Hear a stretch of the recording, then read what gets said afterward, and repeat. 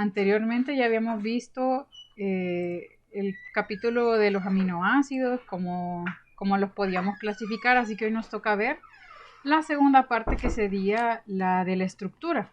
Así que eso es lo que vamos a ver hoy, cómo se componen o cómo se estructuran este tipo de proteínas. Entonces ustedes, si observan pues las diferentes imágenes, van a ver que las proteínas pues no tienen una estructura definida, sino que cada tipo de proteína puede tener una forma diferente de acuerdo a su función. La diversidad de sus estructuras le da diversidad de funciones, así que no tienen una sola forma, sino que hay varias formas posibles. Así que la forma quizás más fácil de entender la estructura de las proteínas es tratar de irlo alineando en 4 etapas. No todas las proteínas llegan hasta una estructura cuaternaria. Así que vamos a ir entrando un poquito a detalle. La estructura primaria sería la cadena de aminoácidos. Digamos, por ejemplo, el colágeno. Tenemos una cadena de colágeno y todos los aminoácidos que la componen. Esa sería la estructura primaria.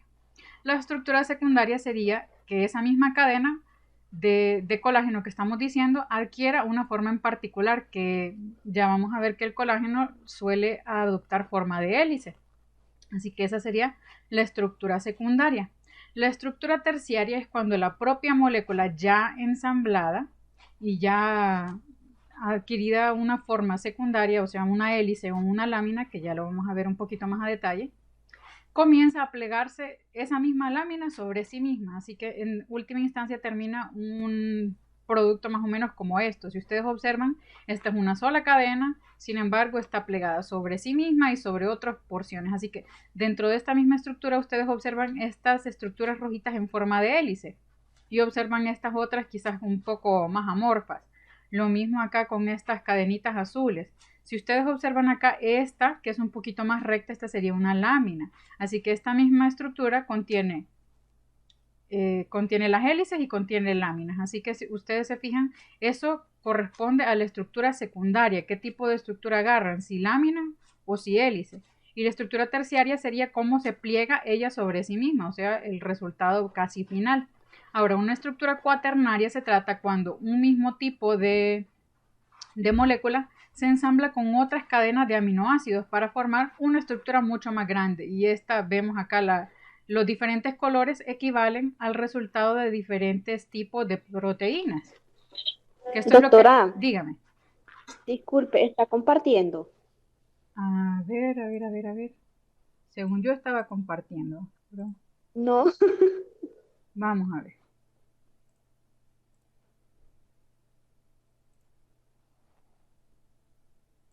Hoy sí lo observan.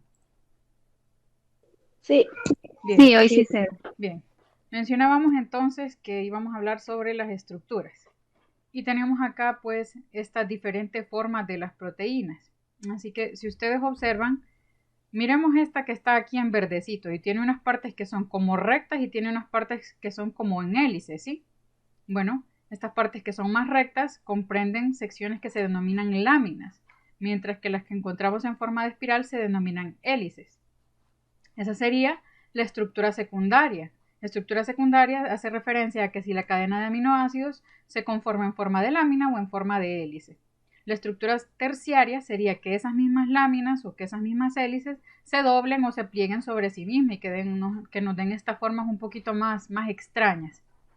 Y la estructura cuaternaria sería que esta misma cadena de aminoácidos se junte con otras cadenas de aminoácidos para dar lugar en última instancia a una proteína un poco más grande. Así que en última instancia esta estructura cuaternaria significa que está compuesto por varias unidades de aminoácidos, o sea, por varias unidades de péptidos. En otras palabras, que esta tiene varias cadenas de aminoácidos, que no tiene una sola cadena. Esa sería una estructura cuaternaria, que se asocien varias de estas. Supongamos que esta tercera, que esta cuarta, mejor dicho, sería la combinación quizás de estas tres estructuras anteriores. O sea que al unir estos tres pedacitos nos dan como resultado pues esta grandota. Esa sería la estructura cuaternaria. Igual vamos a ver un poquito más en detalle. Entonces mencionábamos que habían 4 niveles de estructura proteica. Decíamos entonces, la primera era toda la secuencia de aminoácidos. Así que aquí tenemos, imaginemos que esta es una cadena de aminoácidos. El segundo nivel sería que ésta se pliegue sobre esta molécula en forma ya sea de lámina o en forma de hélice. El nivel terciario sería que esta proteína ya plegada en forma de lámina o en forma de hélice se vuelva a enrollar sobre sí mismo, o sea, que se vuelva a hacer otro choricito encima de ella. Y la cuarta es que se asocian tipos diferentes de estas moléculas. Si ustedes observan acá, hay dos colores diferentes porque cada uno de estos equivale a una cadena diferente. Observen ustedes acá que normalmente se definen como dominios o como regiones o que mencionan que son péptidos diferentes. Así que normalmente a esto se le denominan cadenas. Cuando ustedes ven una misma de un mismo color, significa que este tipo de cadena está producido por una misma cadena de aminoácidos, mientras que las que son de otro color son de otro tipo de cadenas de aminoácidos. Así que en última instancia, esta proteína en particular está compuesta por 4 cadenas diferentes de aminoácidos, así que esta tiene una estructura cuaternaria, porque esta tiene cadenas diferentes. Y en total, pues la conformación es un poquito más grande. Bien, cuando las proteínas se pliegan sobre sí mismas, deben cumplir algunas leyes físicas y algunas leyes químicas. No pueden estar sin atender a las leyes de la física. Entonces acá tenemos al señor Linus Pauling. Este fue el primero o uno de los primeros en determinar cuáles eran las reglas que seguían el plegado de las proteínas. El primero, si ustedes observan acá, hay dos figuritas diferentes. La primera figurita de los círculos hace referencia a un enlace covalente. Un enlace covalente es aquel donde se comparten los electrones. Sin embargo, las proteínas no utilizan este tipo de unión, sino la que utilizan es respetando este radio de Van der Waals. Este radio de Van der Waals lo que significa es que este tipo de proteínas, pues en general no comparten los electrones. Así que respetan una distancia con la cual no pueden traspasar ese tipo de, bueno, que no pueden pasarse de este radio para unirse con la otra molécula. Así que están un poquito más separadas. Esa sería como la conclusión en general. El siguiente aspecto ya lo habíamos mencionado, que este enlace nosotros lo teníamos en forma trans. Teníamos un enlace hacia arriba y el otro enlace dirigido hacia abajo. Esto siempre, el enlace amida siempre va a ser de esta forma. El enlace que se forma dentro de los aminoácidos siempre va a ser de esta forma, en forma trans. Otro de los aspectos, pues, es que estas moléculas, las de los lados, sí pueden girar. Sin embargo, estas dos en particular se permanecen rígidas o permanecen en el mismo plano sin cambiar los componentes de los demás. Sin embargo, el resto, ya estamos viendo acá las cadenas laterales, estas sí pueden tener algún pequeño grado de giro. Sin embargo, hay algunas posiciones en las cuales la molécula simplemente no puede conformarse. ¿Por qué? Porque si usted mueve algunas moléculas, en algunas ocasiones va a terminar chocando con la otra molécula. Si ustedes recuerdan, la R significa cadena lateral, o sea, aquí puede ir una cadena un poquito larguita, así que en algún instante, si ustedes mantienen las dos moléculas orientadas hacia el mismo lado, esta R chocaría con la otra. Así que no pueden orientarse en forma de que choquen o que atraviesen el espacio que corresponde a la otra molécula. Así que es un poco extraño. Bien, ¿qué formas posibles pueden adquirir entonces estas proteínas? Una vez que ya tenemos aquella cadena de aminoácidos, pues lo que prosigue es darle una forma, y usted puede darle forma de hélice o puede darle forma de lámina.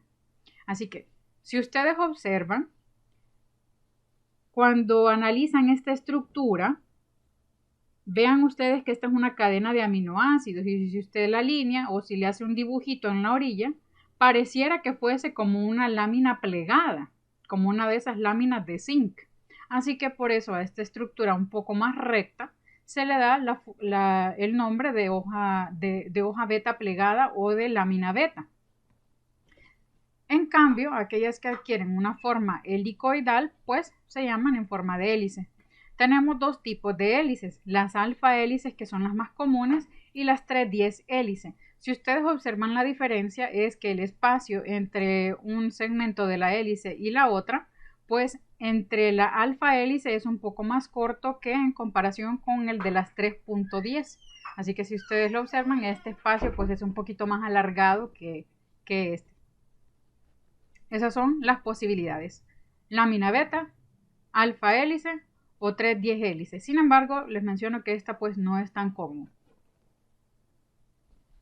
Bien, por el momento entonces ya habíamos visto que nosotros teníamos varios tipos de aminoácidos y que de estos tipos de aminoácidos íbamos a tener en general la estructura proteica, y teníamos acá en total los 20 aminoácidos posibles y los sistemas pues para la abreviación de 3 letras o de una letra, así que todas las proteínas van a derivarse a partir de este tipo de aminoácidos. También mencionábamos que todos estaban compuestos por un grupo amino y un grupo carboxilo, y mencionábamos que cada uno pues tenía un grupo lateral que se le daba sus características, y que cuando uníamos dos aminoácidos, pues estos se unían uno por el extremo carboxílico y otro por el extremo amino, y que el producto de la unión de dos moléculas amino nos daba como resultado una molécula de agua. Y teníamos acá el ejemplo con la valina y con la alanina, y que pues a esta molécula en particular le podíamos dar este nombre de valinalanina. Sin embargo, para abreviarlo pues solamente ponían ustedes quizás las iniciales, que era un poquito más fácil. Y este enlace pues se denomina enlace peptídico, y acá ustedes ven más o menos la conformación. Siempre va a ir en forma trans, uno va a ir hacia arriba y uno va a ir hacia abajo, siempre en forma trans. Y observen ustedes que este no rota, sin embargo el resto de las estructuras pues sí pueden rotar. Entonces observemos acá existen estas que ustedes ven en verde, algunas cadenas radicales. Entonces acá ustedes tienen dos tipos de ángulos, el ángulo psi y el ángulo pi, así que ustedes tienen la posibilidad de girar estos dos tipos de ángulos. Así que si se fijan, la molécula en general, pues a pesar de que tiene algún grado de movimiento, es relativamente rígida por los enlaces amina que existen entre ellas. Y bueno, acá tenemos una conformación en forma de hélice, acá las tenemos las dos. Y ustedes observan que normalmente, esto es algo bastante frecuente dentro de las proteínas, este es un mecanismo que se utiliza para estabilizar la conformación proteica. Uno de esos es utilizar puentes de hidrógeno. Si ustedes se fijan, este es un enlace no covalente, así que se mantienen cerquita, sin embargo, no se atraviesa el espacio de Van der Waals. Así que estos puentes de hidrógeno sirven para estabilizar la forma de la molécula.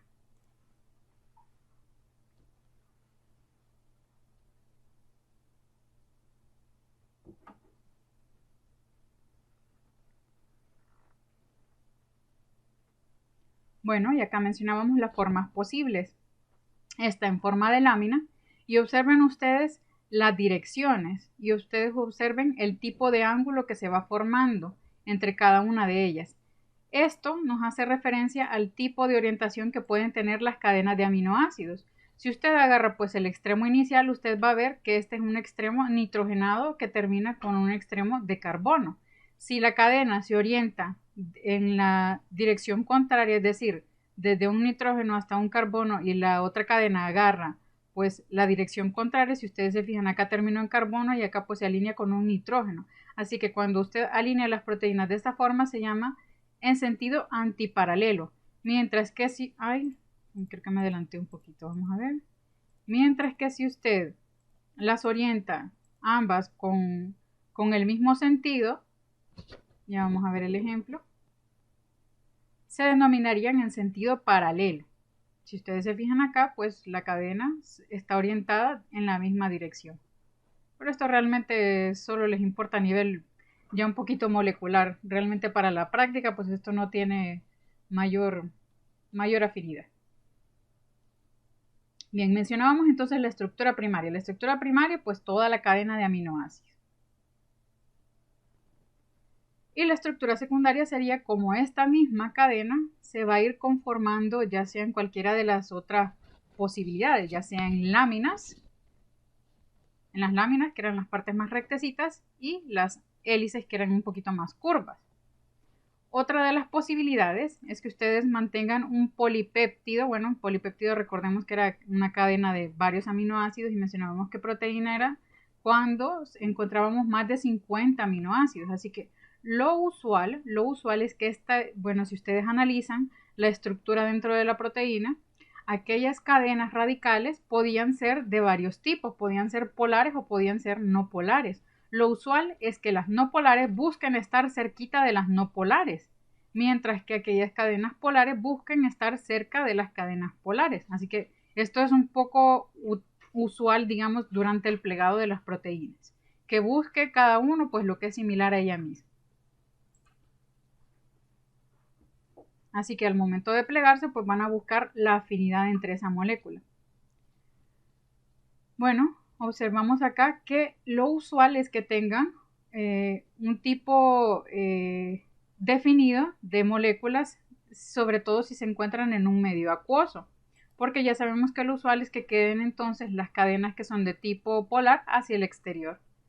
Bien, también mencionábamos que existían otros tipos de fuerzas que mantenían a la molécula estable, y uno de esos pues decíamos que eran electrostáticas, otras los enlaces de hidrógeno, y otras mencionábamos que el tipo de cadenas pues fueran similares. Otra de las posibilidades, esto es bastante interesante, es la posibilidad de que aquellos aminoácidos que tienen sulfuro, por ejemplo la metionina o la cisteína, pues sirvan para que esta molécula haga ciertos puentes durante esas moléculas de azufre y que le den estabilidad a la molécula. Así que, en general, a pesar de que la molécula pues, es bastante soluble, en última instancia la molécula es bastante rígida por esas propiedades que acaban de observar ustedes, porque existen varias fuerzas que mantienen la conformación de la estructura. Y la conformación terciaria, bueno, ya ven acá ustedes que hay partes donde hay láminas, partes donde hay hélices, y esta sería la configuración terciaria, mientras que la cuaternaria sería que cada uno de estos elementos de colores diferentes pues provenga de una cadena de péptidos diferentes. Esos serían los 4 niveles de estructuración de las proteínas. Bien, y mencionábamos que habían algunas formas que no eran posibles de adquirir. Mencionábamos entonces que siempre deben estar en forma trans. ¿Y por qué es que no pueden agarrar esas otras posibilidades? Observen ustedes aquí este pequeño ejemplo. Y ustedes van a observar un modelo tridimensional pues de plástico donde se intenta representar pues una cadena de aminoácidos donde pues la estructura negra es el carbono, el azul es el nitrógeno y el rojo es el oxígeno. Así que en última instancia ustedes observen que aquí sería pues el enlace amida, ¿verdad? Donde está la parte azulita con la parte negra. Entonces, pues el resto de la cadena serían quizás las ramitas laterales de la cadena de aminoácidos que estamos conformando. Entonces van a observar ustedes que hay conformaciones que no son posibles o ángulos a los que usted no puede girar la molécula. Y aquí vamos a ver por qué. Porque eventualmente van a terminar chocando unas con las otras. Entonces ya vamos a ver cuando comiencen a plegarlo. Y esto es simplemente para que ustedes observen pues la dirección que adquiere esta molécula. Aquí en este caso pues la molécula comenzaría con un extremo de carbono. Entonces observen si ustedes lo rotan. Este equivale a una rotación de 180 grados porque esta estaba orientada hacia arriba y usted la terminó rotando hacia abajo, de modo que esta termina en una rotación de 180. ¿Qué pasa? Pues ambas están en 180 y ¿qué pasa? Ustedes observan que el espacio queda bastante cerquita, así que este tipo de conformación dentro de la proteína no es posible porque usted está invadiendo el espacio de la otra molécula. Así que esta conformación simplemente no es posible. Ahora observen ustedes el otro caso. Si ustedes giran esta otra molécula al revés, observen.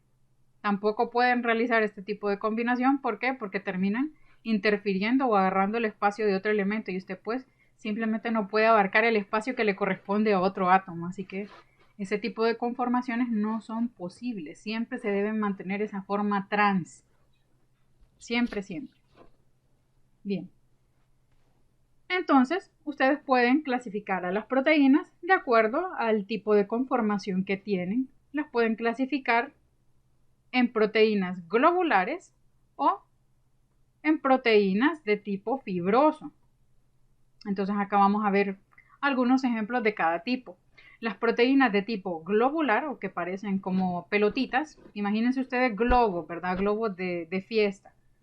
Mioglobina, hemoglobina, inmunoglobulina, albúmina. Fíjense en el nombre de todas terminan, o al menos la mayoría tienen esta terminación globina o globulina, porque hacen referencia a que la forma es más o menos esférica, más o menos como en forma de pelotita.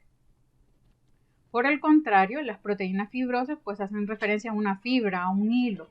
Entonces acá ustedes pueden encontrar la queratina, el colágeno, la elastina, que son de tipo fibroso.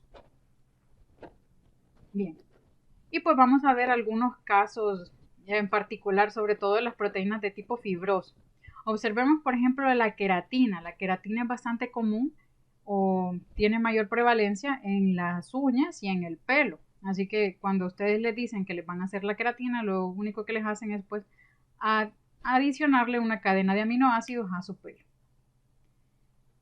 Otro de los lugares que no está mostrado en las imágenes son las palmas de la mano. Si ustedes se fijan, tanto las palmas de la mano como las palmas de los pies no contienen pelos, y esto es precisamente por la presencia de queratina.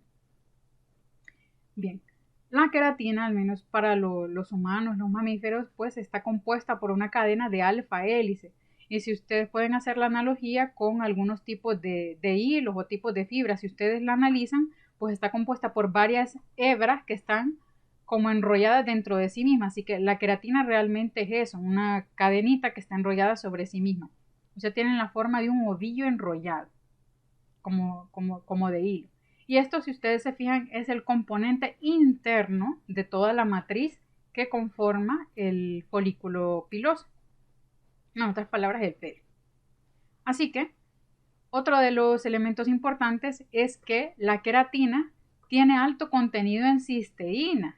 Si ustedes recuerdan, les mencionaba yo que aquellos elementos de tipo cisteína o de tipo metionina que contenían azufre servían para tener puentes disulfuro, así que en general la estructura de la queratina es bastante estable. Entonces, dentro de nuestra molécula de queratina ustedes van a encontrar la presencia de enlaces cruzados. Estos enlaces cruzados son sobre todo más frecuentes en la fibra de la uña, que es un poco más rígida que el pelo. Si ustedes comparan pues la dureza de la uña con la del pelo, se van a dar cuenta que obviamente las uñas son más rígidas que el pelo. Así que este tipo de puentes cruzados son más frecuentes en las uñas.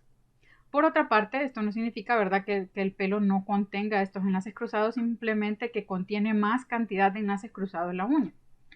Otro de los aspectos importantes, vean ustedes qué hace la permanente. La permanente es eso de hacerse colochitos, pero de forma permanente, ¿verdad?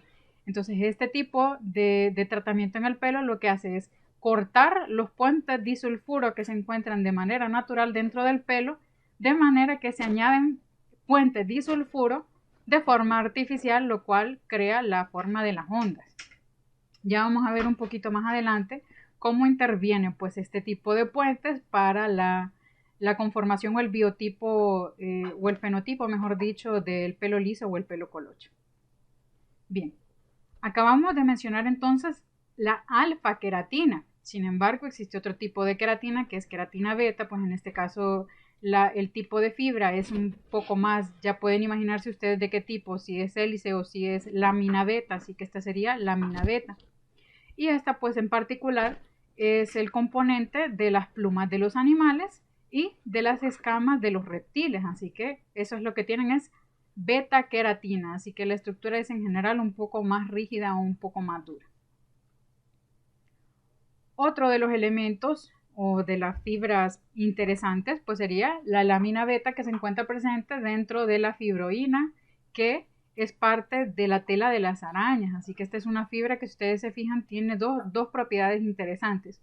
Una, la fuerza, y la segunda pues la flexibilidad. Así que el tipo este de proteína debe ser lo suficientemente flexible pero lo suficientemente rígido para que los animales que atraviesen pues esta telaraña no se puedan escapar. Y otro de los ejemplos, pues la tela de la seda. Así que los gusanos que producen la seda producen un tipo en particular de proteína denominada fibroína, que tiene láminas beta. Bien, otra de las estructuras interesantes o de las proteínas interesantes de tipo fibroso era el colágeno. Si ustedes analizan la estructura del colágeno, que es en forma fibrosa, en forma de hélice, ustedes observan o han visto que popularmente anuncian el colágeno como un tratamiento rejuvenecedor o como antiarrugas. Entonces, si ustedes analizan dónde se encuentra el colágeno, van a encontrar que es uno de los componentes principales de la capa de la dermis, es decir, una parte un poco más interna de la piel. Y si ustedes observan, forma una especie como de puentes, así que esto hace que la molécula o que la piel se mantenga bastante firme. Mientras que con la edad, pues este tipo de moléculas quizás no se producen en la misma medida, o por la exposición a los radicales libres, o por la exposición al sol, pues este tipo de moléculas se comienza a dañar, no se produce en la cantidad adecuada y comienza a crear grietas que posteriormente se manifiestan en forma de arrugas. Así que las arrugas son el producto de una producción deficiente de colágeno dentro de nuestra piel. Pero también les había mencionado anteriormente, quizás durante las primeras clases, cuando hablábamos de los tipos de proteínas o qué funciones tenían las proteínas dentro de nuestro cuerpo. Una de estas es el colágeno que se encuentra presente en los huesos o en los tendones. Así que el colágeno no solamente es para la belleza de la piel, sino que para la belleza y la integridad del hueso. Si ustedes observan las dos imágenes, acá tenemos una que tiene baja cantidad de colágeno. Así que al tener baja cantidad de colágeno esta fibra en particular ósea no puede adquirir la cantidad correcta de calcio, así que este hueso es más propenso a las fracturas. Así que poco colágeno dentro del hueso equivale a fracturas a repetición. En cambio, si ustedes analizan pues la estructura de un hueso sano, ustedes ven que la estructura es un poquito más gruesa precisamente por la presencia de colágeno dentro de la matriz ósea. Otro lugar donde es importante la presencia del colágeno son las articulaciones. Si ustedes analizan, pues estos tendones, que son aquellos que unen el músculo directamente con el hueso, tienen una cantidad suficiente de colágeno que les da tanto, así como mencionábamos para el caso de la tela de araña, fuerza, rigidez y flexibilidad. Así que esto permite que el músculo se estire de la forma adecuada, pero que no se rompa. Así que esta molécula debe ser bastante fuerte como para evitar que nuestro músculo se separe pues del hueso al que está unido. Bueno, acá vamos a analizar una fibra de colágeno. Entonces, ustedes analizan que esta sería la estructura primaria. Observen ustedes una cadenita. Esta cadenita va a ensamblarse con otras 3 cadenitas de colágeno. Así que en última instancia hacen como una fibra de triple hélice porque está usted juntando 3 cadenas de colágeno. Estas cadenas de colágeno se van a ir alineando, si ustedes se fijan, como con un patrón. Observan una aquí arriba, observan otra aquí abajo y observan otra que llega un poquito más abajo. Así que tiene un orden de 3 y cada 3 unidades esta se va repitiendo el orden o la estructura en la que se encuentra. Así que en total la fibra de colágeno realmente contiene muchos triples hélices. Así que si ustedes se fijan, está correctamente ordenado con la misma longitud cada molécula, precisamente para conferirle rigidez y a la vez flexibilidad a cada uno de aquellos elementos que habíamos visto, tanto a la piel como a los huesos o a los tendones. Bien, si analizamos un poquito la estructura del colágeno, vamos a observar que tiene con bastante frecuencia la glicina. Y otro de los elementos frecuentes, decíamos, que acá tiene, pues ustedes observan acá la cadena en general. Esta secuencia que ustedes ven acá es bastante repetitiva. Cada 3 elementos se repite la glicina. Cada 3 elementos van repitiendo un aminoácido de glicina. Y el segundo usualmente suele ser prolina. Otro de los elementos clave es que, si ustedes se fijan, esta prolina puede convertirse a hidroxiprolina. Y esta reacción es mediada por la vitamina C. Así que en última instancia, la síntesis del colágeno dentro de su organismo necesita la presencia de vitamina C. Si ustedes se fijan, la mayoría de los elementos de colágeno hidrolizado que existen en forma de pastillas o en forma de polvo para que ustedes lo consuman, vienen generalmente con vitamina C precisamente porque la vitamina C se requiere para que usted pueda utilizar ese colágeno de la forma adecuada para los fines que está hecho el colágeno. Bien, otra de las proteínas importantes o interesantes era la elastina. Y acá volvemos a observar este mismo gráfico con las capas de la piel. Y ustedes observan acá estas azulitas que ustedes ven son las fibras de colágeno, mientras que aquellas de forma un poquito más como de pelotita, verdes, son las fibras de elastina. Así que si ustedes lo analizan, pues a la larga con la edad pues ocurre lo mismo, ¿verdad? La cantidad de elastina pues es un poco menor. La elastina ustedes pueden adivinar por el nombre qué tipo de función tiene, hacer que la piel sea elástica. Así que esto le confiere a la piel la elasticidad y el aspecto de juventud cuando está pues en cantidad suficiente. Otro de los aspectos importantes es que esta elastina es un componente importante para las articulaciones, sobre todo para los ligamentos. Los ligamentos son aquellas estructuras que unen un hueso con otro hueso, diferente a lo que estábamos viendo con los tendones. Tendón era el elemento que unía el músculo al hueso, mientras que en este caso pues los ligamentos unen hueso con hueso.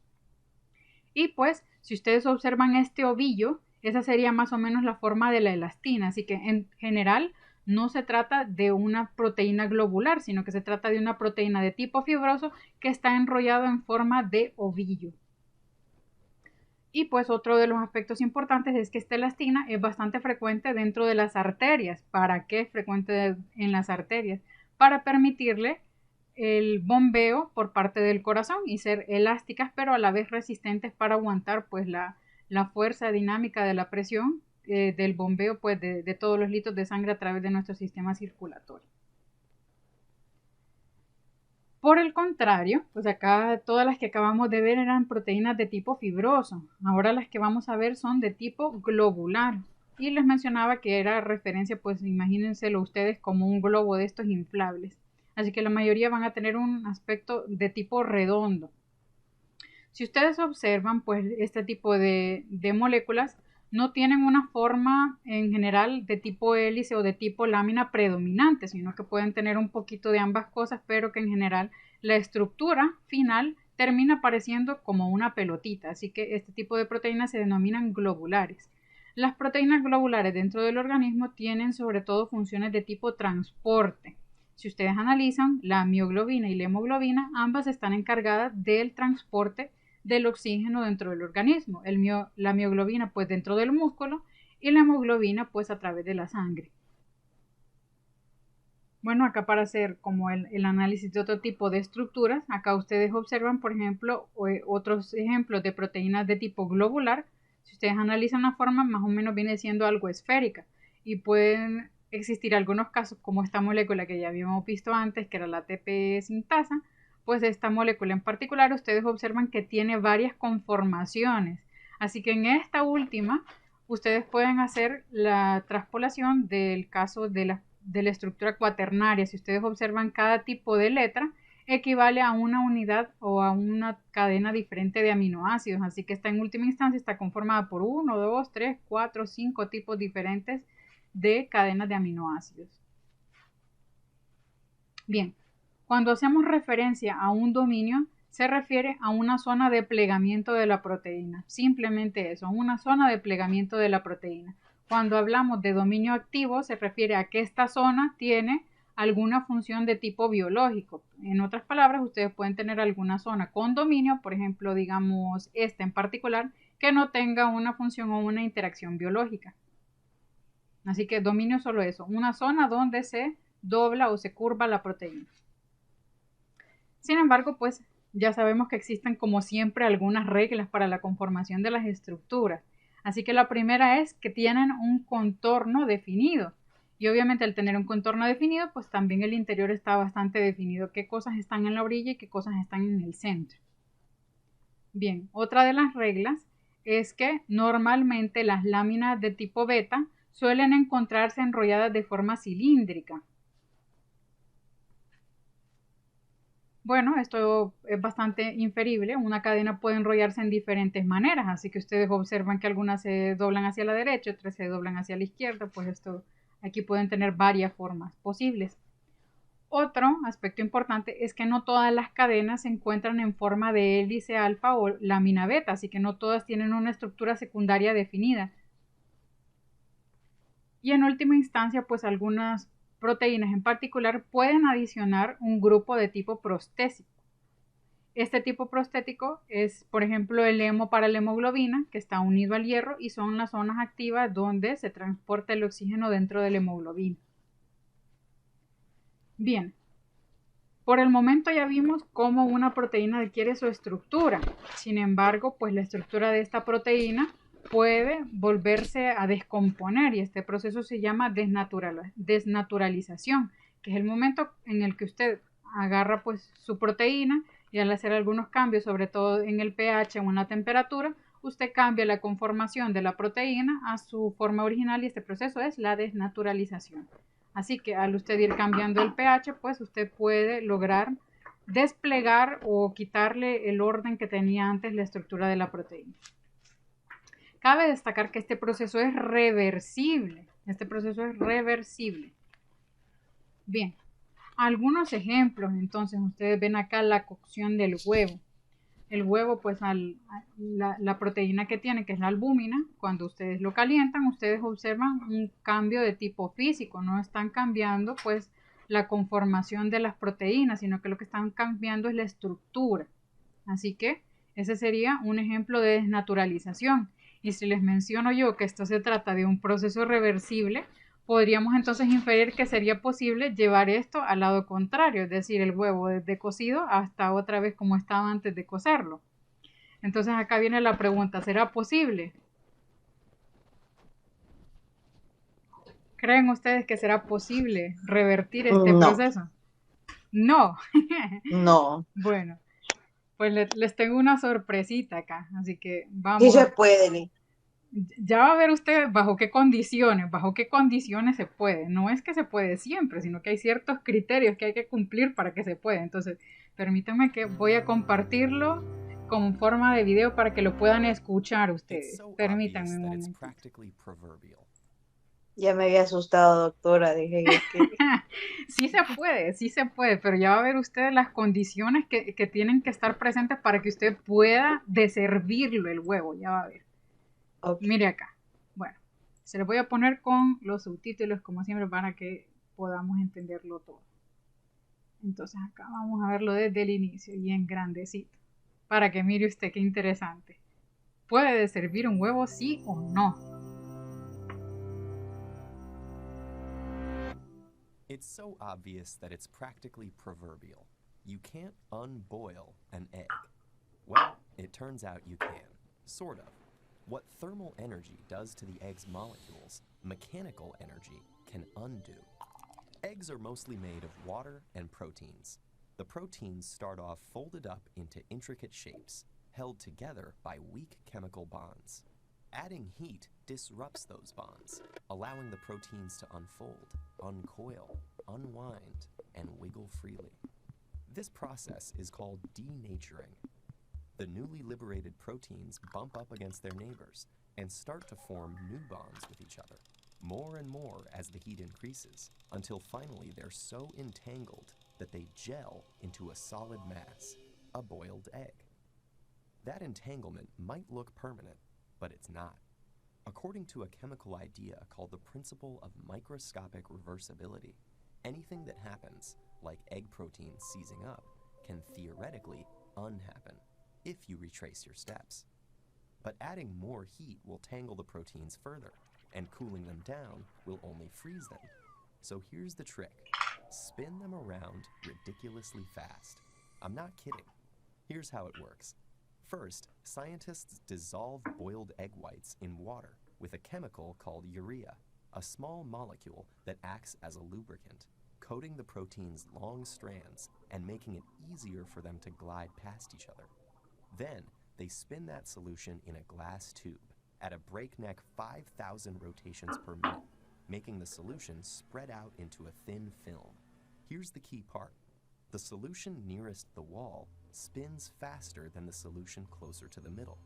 That difference in velocity creates shear stresses that repeatedly stretch and contract the proteins until eventually they snap back into their native shapes and stay there. By the time the centrifuge stops spinning, the egg white is back in its original unboiled state.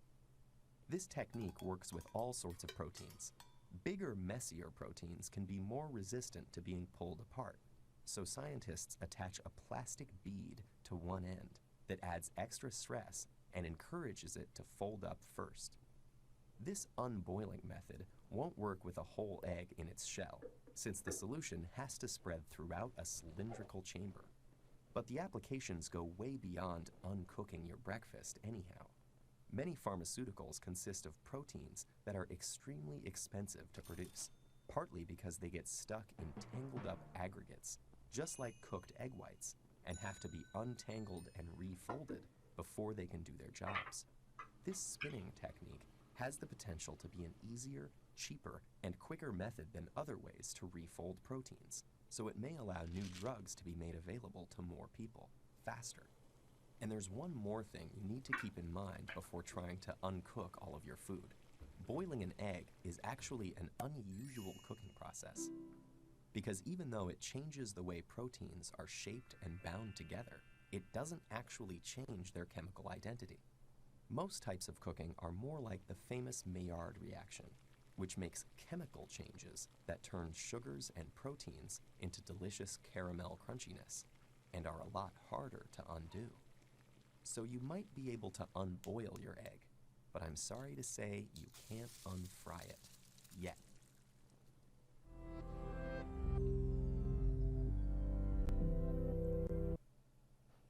Bueno, ya vieron ustedes que sí era posible, pero bajo ciertas circunstancias.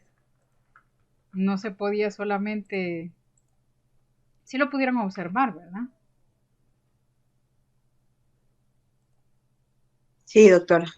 Bueno, ya vio usted, necesita ponerlo en 5000 revoluciones por segundo, así que está difícil, ¿verdad? Pero sí se puede, ya vio usted. Se trata de un Sí, proceso de índole física, así que si usted pues revierte las condiciones, la proteína, lo típico es que en su ambiente natural la proteína vuelva a formarse o a plegarse durante la forma que tenía inicialmente. Interesante, ¿verdad? Ya no vamos a sí. buscar una centrifugadora ahí de 5000 revoluciones. En una lavadora voy a meter el huevo también. Bueno, yo creo que ya nos hemos llegado quizás al tope de hoy. No sé si tienen alguna pregunta, alguna duda, alguna curiosidad de lo que estábamos viendo. Realmente todo muy claro, doctor. Bueno, lo que nos queda es bastante poquito, así que eso lo continuaríamos mañana, ¿verdad? Para no robarles tanto tiempo. Ok, muchas gracias, doctora. Gracias, Gracias, doctora. buenas Bueno. tardes. Igualmente, feliz tarde.